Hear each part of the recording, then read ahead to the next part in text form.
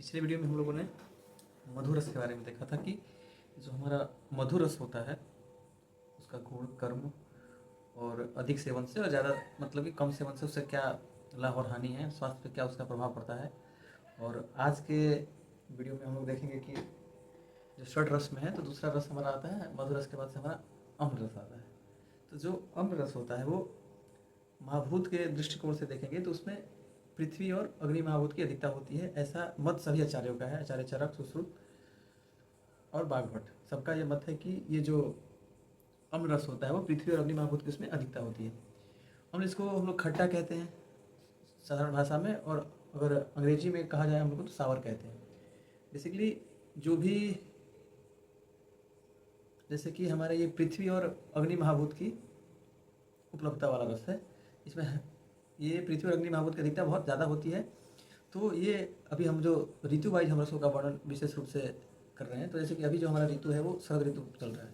तो शरद ऋतु में कौन कौन सा रस निषेध है, जैसे हमने पिछले वीडियो में आपको बताया था कि अम्ल, लवण और कटु, ये तीन जो रस होते हैं ये अभी के जो शरद ऋतु चल रहे हैं इसमें अत्यधिक मात्रा में इसका सेवन नहीं करना है, क्योंकि हमारे शरीर में जो वात, पित्त और कफ होते हैं ये इसमें पित्त जो प्रकोपित रहता है इस समय, मतलब कि हमारे शरीर के अंदर पित्त की अधिकता पहले से रहती है। इस कारण से हम पित्त बढ़ाने वाले द्रव्यों का सेवन अगर कम करें तो बहुत ही अच्छा रहेगा स्वास्थ्य के दृष्टिकोण से। तो जो हमारे अम्ल रस हैं वो क्या करते हैं, वो रुचि उत्पन्न करने वाले होते हैं। रुचि मतलब कि अगर किसी को खाना खाने की इच्छा नहीं करती, जिसको एनोरेक्सिया कहते हैं, और रुचि उत्पन्न हो जाता है खाने के प्रति, जिसको दिक्कत होता है, मतलब उस तरह के लोगों के लिए आप अम्ल रस का सेवन करें। भी आप घर में भी देख सकते हैं कि अचार वगैरह खिलाने से बाद नहीं खाने की इच्छा भी होती है तो फिर से जागृत हो जाती है। और इस प्रकार से जो हमारा अम्ल रस है, तो अम्ल रस के सेवन में जो है वो सबसे पहला काम ये करता है कि वो रुचि को उत्पन्न करता है अम्ल रस। तो अम्ल रस हमारा क्या करेगा, रुचि उत्पन्न करेगा। उसके अलावा क्या क्या करता है,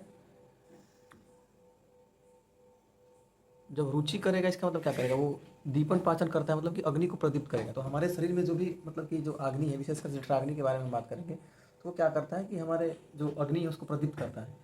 दो काम कर लेता है। हालांकि अम्ल, लवण और कटु जो है पित्तवर्धक है, तो जो भी चीज़ पित्तवर्धक होगा वो क्या करेगा, सामान्यतः वो अग्नि पे काम करेगा और अग्नि को प्रदीप्त करेगा, मतलब कि अग्नि को बढ़ाएगा।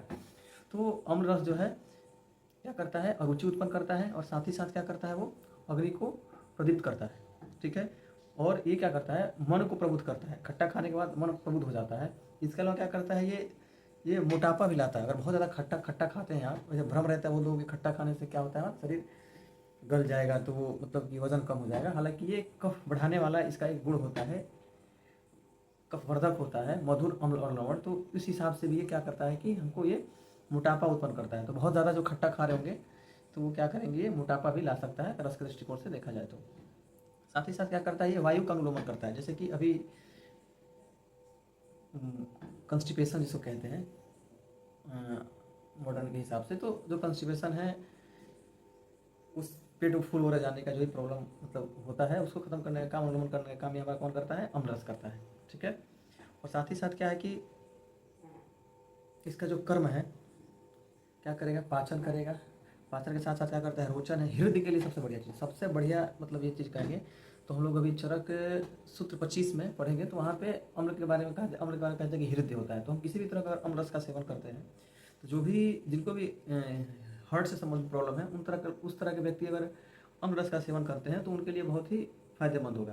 तो जो अम्ल रस होता है वो एक्चुअली हृदय होता है, मतलब कि हृदय को बल प्रदान करने वाला होता है। कौन सा क्या कहें, कौन होता है हमारा जो अम्ल रस होता है, कैसा